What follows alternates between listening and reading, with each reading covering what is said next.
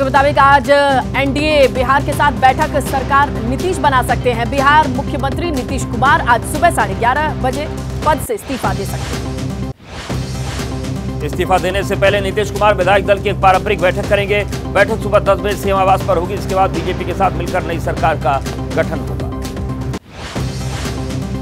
सूत्रों के मुताबिक बिहार की नई सरकार में बीजेपी के 2 डिप्टी सीएम होंगे। माना जा रहा है कि बीजेपी नेता सुशील मोदी और रेणु देवी बिहार की डिप्टी सीएम हो सकती हैं।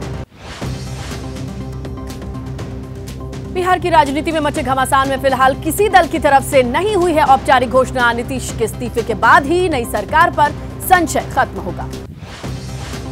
बिहार में हलचल के बीच आज फिर सुबह 10 बजे बीजेपी की बैठक होगी। बैठक में बीजेपी के विधायक, जिलाध्यक्ष, सांसद और प्रदेश पदाधिकारी मौजूद रहेंगे। नीतीश के फैसले पर टिकी सबकी निगाहें।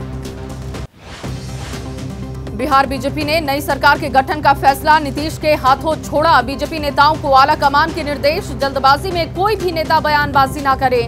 नीतीश के साथ कितने विधायक, इस पर भी बीजेपी की नजर। बिहार में मचे सियासी घमासान पर एक्शन में बीजेपी आला कमान। आज दोपहर 3:30 बजे बीजेपी अध्यक्ष जेपी नड्डा जाएंगे बिहार। दोपहर 3:30 बजे नीतीश के शपथ ग्रहण की खबर। बिहार में मचे सियासी घमासान के बीच अमित शाह ने प्रस्तावित कार्यक्रम स्थगित किए। अमित शाह का तेलंगाना और बंगाल दौरा स्थगित हुआ। आज शाह का तेलंगाना दौरा प्रस्तावित था। बिहार बीजेपी की बैठक में बीजेपी विधायकों की मांग, बिहार की नई सरकार के गठन में बीजेपी का बने सीएम, ऐसा कोई फॉर्मूला निकाला जाए, जिस पर मंथन भी हो चुका है। फिलहाल पार्टी आलाकमान के फैसले का इंतजार। पटना में बीजेपी की बैठक खत्म होने के बाद प्रदेश अध्यक्ष सबराज चौधरी का बयान, कहा अभी तक नीतीश का इस्तीफा नहीं हुआ है, न किसी के सरकार का समर्थन वापस हुआ है। बिना स्थिति जाने बीजेपी नहीं लेगी निर्णय। बिहार में नेता प्रतिपक्ष विजय सिन्हा का बयान, कहा आलाकमान जो निर्णय लेगा वही होगा मान्य। तेजस्वी पर तंज कसा, कहा उन्हें खेला करने के अलावा कुछ नहीं आता। पूर्णिया में आज होगी कांग्रेस के विधायक दल की बैठक। दोपहर 2 बजे बिहार की मौजूदा राजनीतिक स्थितियों पर कांग्रेस बैठक करेगी। कांग्रेस के विधायक और पदाधिकारी पार्टी के मौजूद होंगे। पटना में तेजस्वी यादव के घर पर आरजेडी विधायकों की बैठक हुई। तेजस्वी बोले बिहार में खेला होना अभी बाकी है। नीतीश हमारे आदरणीय थे, रहेंगे, लेकिन कुछ चीजें उनके कंट्रोल में नहीं। सूत्रों के मुताबिक आरजेडी विधायकों ने बैठक में सरकार से समर्थन वापस लेने को कहा, लेकिन तेजस्वी इसके लिए तैयार नहीं। बोले बिहार की जनता हमारे साथ न्याय करेगी, जनता ही हमारी ताकत। सूत्रों के मुताबिक बैठक में आरजेडी के सभी 79 विधायकों से साइन भी करवा लिए गए हैं। मनोज झा बोले सभी एकमत, आखिरी फैसला लालू यादव लेंगे। आरजेडी की बैठक के बाद बोले विधायक वीरेंद्र, कहा पार्टी जो भी फैसला लेगी वो मान्य होगा। फैसले पर अंतिम मुहर लालू यादव पर छोड़ा गया है। आरजेडी की बैठक पर बोले नेता सुधाकर सिंह, का बैठक में बिहार के मौजूदा राजनीतिक हालात पर बैठक, साथ ही लोकसभा चुनाव पर चर्चा। सूत्रों के मुताबिक नीतीश कुमार को मनाने की कोशिश भी जारी है। कांग्रेस अध्यक्ष खड़गे ने खुद 2 से 3 बार नीतीश को फोन किया, पर नहीं हो सकी है बातचीत।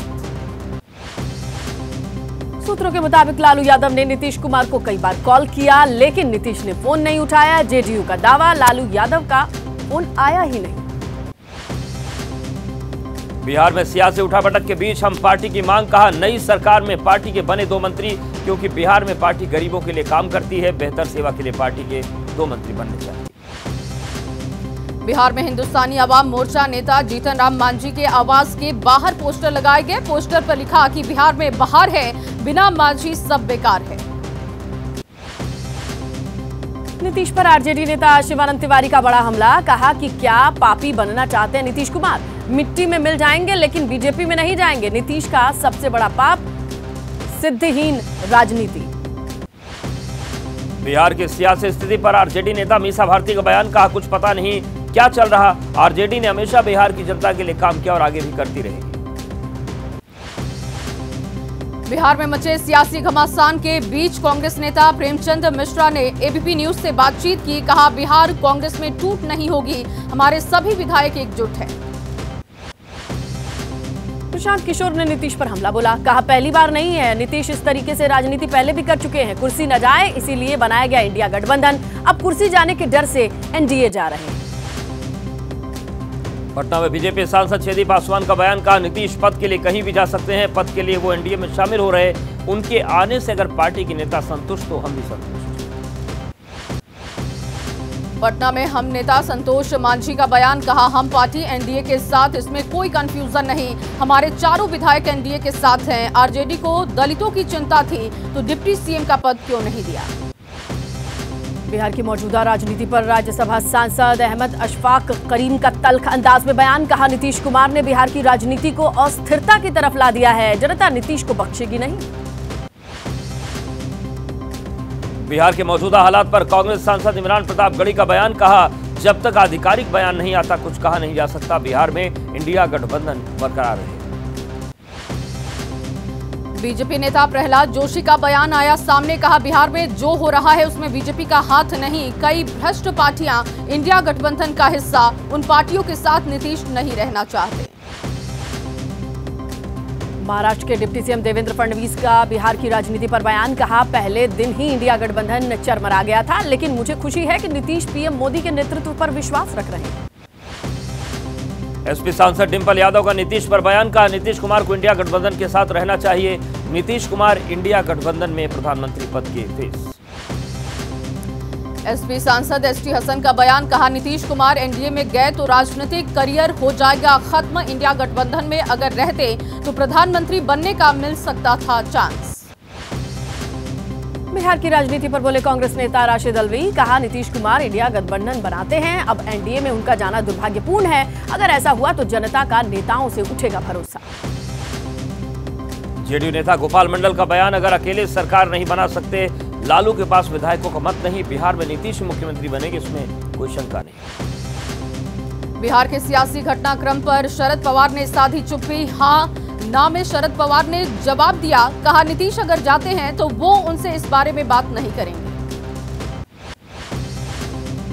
बिहार की राजनीतिक स्थिति पर बोले कांग्रेस नेता सचिन पायलट, कहा अब तक कुछ स्पष्ट नहीं होता, कुछ कहना सही नहीं है, अभी तक किसी भी मामले में आधिकारिक ऐलान नहीं हुआ है। बीजेपी नेता पंकज सिंह का बिहार की राजनीति पर बयान, कहा इंडिया गठबंधन में फूट की स्थिति सिर्फ बिहार में नहीं बल्कि कई जगह है, चुनाव आते आते बिखर जाएगा इंडिया गठबंधन। यूपी में कांग्रेस और एसपी एक साथ चुनाव लड़ेंगे, कांग्रेस समाजवादी पार्टी का गठबंधन हुआ, अखिलेश यादव ने कांग्रेस को 11 सीटें देने का ऐलान किया। सूत्रों के मुताबिक अखिलेश यादव के फॉर्मूले से कांग्रेस सहमत नहीं है। कांग्रेस ने यूपी में 20 से 25 सीटें मांगी, जल्द अखिलेश से मिलेंगे अशोक गहलोत। उत्तर प्रदेश में एसपी के साथ सीट शेयरिंग पर बोले कांग्रेस सांसद इमरान प्रतापगढ़ी, कहा अशोक गहलोत के बयान को कांग्रेस का आधिकारिक बयान माना जाएगा। एसपी कांग्रेस के सीट शेयरिंग पर बोले ओपी राजभर, कहा बिहार की राजनीति देखकर अखिलेश को डर, इसीलिए बिना कांग्रेस से पूछे सीटों का किया ऐलान। आज से फिर शुरू होगी राहुल गांधी की भारत जोड़ो न्याय यात्रा। पश्चिम बंगाल के जलपाईगुड़ी से दोपहर 2 बजे ये यात्रा शुरू होगी। सिलीगुड़ी में राहुल एक जनसभा करेंगे। कांग्रेस अध्यक्ष खड़गे ने बंगाल सीएम ममता बनर्जी को लिखा पत्र, राहुल की भारत जोड़ो न्याय यात्रा के लिए मांगी सुरक्षा, खड़गे ने यात्रा को बाधित करने की आशंका जताई। पश्चिम बंगाल में भारत जोड़ो न्याय यात्रा के पोस्टर्स के साथ खिलवाड़ किया गया है, विरोध में कांग्रेस कार्यकर्ताओं ने प्रदर्शन किया, शरारती तत्वों के खिलाफ कार्रवाई की मांग की। कोलकाता में बीजेपी विधायक अग्निमित्र पॉल ने राहुल की यात्रा पर कसा तंज, कहा कि राहुल ममता बनर्जी की करते हैं तारीफ, फिर भी यात्रा में डर कैसा, सुरक्षा के लिए क्यों लिखना पड़ रहा है लेटर। आज उत्तराखंड दौरे पर कांग्रेस अध्यक्ष मल्लिकार्जुन खड़गे देहरादून में पार्टी के बूथ स्तरीय कार्यकर्ताओं को संबोधित करेंगे। खड़गे उत्तराखंड कांग्रेस पदाधिकारी रहेंगे मौजूद। कोलकाता में कांग्रेस सांसद शशि थरूर का सीट बंटवारे पर बयान, कहा केंद्र सरकार को बदलने के लिए जिन चीजों की जरूरत है उस पर फोकस करेंगे, यही हमारा आखिरी लक्ष्य है। कोलकाता में टीएमसी नेता कुणाल घोष का बयान, कहा ममता के खिलाफ अधीर रंजन की बयानबाजी से लगता है कि अधीर बीजेपी के एजेंट हैं, कांग्रेस कर रही है गुटबाजी, इनमें टीएमसी कुछ नहीं कर सकती। यूपी सरकार में मंत्री संजय निषाद का बयान, बीजेपी जनता के हित में जनता की सेवा के लिए बनी, लोकसभा चुनाव में एनडीए का लक्ष्य 400 पार, बनेगी एनडीए सरकार। हरियाणा के जींद में आपकी बड़ी रैली, दिल्ली के सीएम केजरीवाल और पंजाब के सीएम भगवंत मान रैली को संबोधित करेंगे। दोपहर 1 बजे एकलव्य हुड्डा स्टेडियम में जनसभा होगी। लोकसभा चुनाव से पहले पंजाब कांग्रेस में बढ़ी गुटबाजी। पार्टी ने नवजोत सिंह सिद्धू के 2 समर्थकों को सस्पेंड किया। सिद्धू की मनमानी तरीके से रैली करने पर बढ़ी नाराजगी। प्रधानमंत्री मोदी आज सुप्रीम कोर्ट के हीरक जयंती समारोह का उद्घाटन करेंगे। कई प्रौद्योगिकी पहलों को भी लॉन्च करेंगे। प्रधानमंत्री मोदी सुबह 11 बजे मन की बात कार्यक्रम को संबोधित करेंगे। कार्यक्रम में देश विदेश के लोगों के साथ अपने विचार को साझा करेंगे। मन की बात कार्यक्रम का 109वां एपिसोड। विश्व हिंदू परिषद के कार्यकारी अध्यक्ष आलोक कुमार का बयान, कहा कि ज्ञानवापी ढांचा हिंदुओं को सौंपा जाए। एसआई की रिपोर्ट में मस्जिद से पहले मंदिर होने की पुष्टि। ज्ञानवापी के एएसआई रिपोर्ट पर एसपी सांसद एसटी हसन का बयान, कहा एएसआई रिपोर्ट कोई प्रमाण नहीं। हिंदू सांप्रदायिक संगठन कई वर्षों से जनता को गुमराह कर रहे हैं। कोर्ट का अंतिम फैसला मान्य होगा। राजस्थान की कोटा में गलत आचरण करने वाले शिक्षकों को किया जाएगा बर्खास्त। शिक्षा मंत्री मदन दिलावर की चेतावनी, शिक्षा विभाग को शर्मसार करने वालों को बख्शा नहीं जाएगा।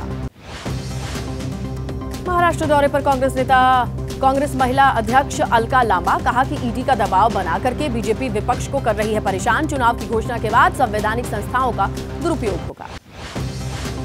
अयोध्या में प्राण प्रतिष्ठा कार्यक्रम के बाद गोरखपुर पहुंचे यूपी के सीएम योगी का भव्य स्वागत। सीएम ने गोरखनाथ मंदिर में पूजा अर्चना की, अपने गुरु का आशीर्वाद लिया।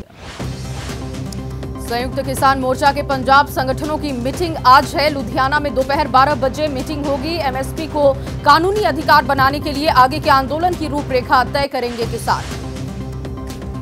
एमपी के छिंदवाड़ा में मंत्री प्रहलाद पटेल का कांग्रेस पर हमला, कहा कि कांग्रेस जीतने के बाद ईवीएम पर नहीं उठाती सवाल, हारने के बाद ईवीएम की तकनीक पर खड़े करती है सवाल। लैंड फॉर जॉब मामले में बड़ी लालू फैमिली की मुश्किलें। ईडी की चार्जशीट पर दिल्ली की राउज एवेन्यू कोर्ट ने लिया संज्ञान। राबड़ी, मीसा भारती, हेमा यादव, हृदय आनंद चौधरी समेत कई आरोपियों को समन जारी। छत्तीसगढ़ में शराब और कोयला घोटाले में एंटी करप्शन ब्यूरो ने भी एफआईआर दर्ज की। तत्कालिक मंत्री, विधायक समेत अधिकारियों पर हो सकती है कार्रवाई। ईडी कर रही है 2019 से 2022 के बीच हुए शराब घोटालों की जांच।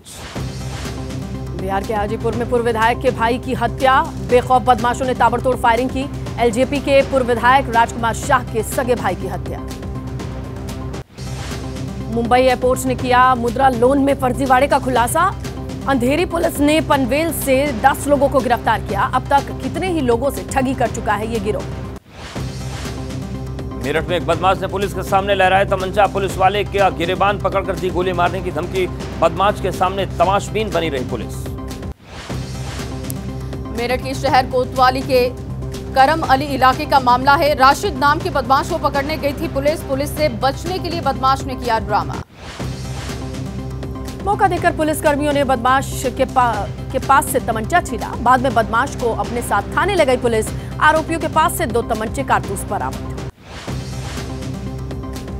जम्मू कश्मीर के कुपवाड़ा में आतंकी मॉड्यूल का खुलासा। 6 राइफल, 2 पिस्टल समेत गोला बारूद बरामद। आतंकियों के 5 सहयोगी भी गिरफ्तार। पाक से जुड़े साजिश के तार। उपराष्ट्रपति जगदीप धनखड़ ने की एनएसएस स्वयं सेवकों से बातचीत। संसद भवन में किया राष्ट्रीय सेवा योजना के स्वयं सेवकों को संबोधित। उत्कृष्ट प्रदर्शन की सराहना की। मुंबई में भारतीय प्रबंधन संस्थान के दीक्षांत समारोह में पहुंचे केंद्रीय मंत्री धर्मेंद्र प्रधान। कहा, छात्र छात्राओं को डिग्री बांटने के बाद छात्रों को नौकरी देने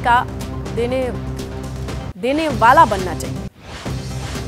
जम्मू कश्मीर के राजौरी में बस हादसा। 7 घायलों को जीएमसी अस्पताल में कराया गया भर्ती। बस ड्राइवर की हालत बताई जा रही है नाजुक। राजस्थान के झुंझुनू में ट्रैक्टर ट्रॉली के दूसरे वाहन से टक्कर होने के बाद हादसा हुआ। 3 युवकों की मौत हो गई। पोस्टमार्टम के बाद परिजनों को सौंपे गए शव। पश्चिम बंगाल के नॉर्थ 24 परगना में फैक्ट्री में लगी आग। आग की सूचना पर मौके पर फायर ब्रिगेड की गाड़ियां पहुंची। आग की वजह से लाखों के नुकसान की आशंका।